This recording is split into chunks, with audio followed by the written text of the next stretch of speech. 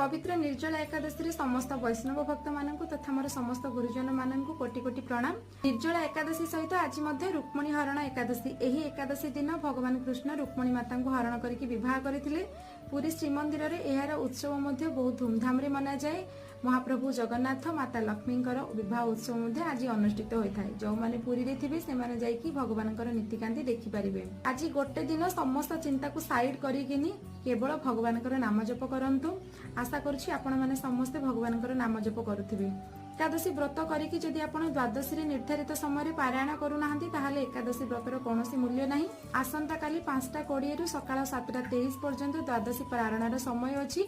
आपण एही समय भितरे द्वादशी रो पारायण निश्चित करिनेबे। पारायण करबा पई आपण भगवान को अन्न भोग लगेबे। अन्न खाइकिनी भगवानकर चरणामृत खाइकि आपण पारायण करि परिबे। जदि आपणक पाखरे निर्माल्य थिबो ताहाले आपण निर्माल्य खाइकि मध्ये पारायण करि परिबे।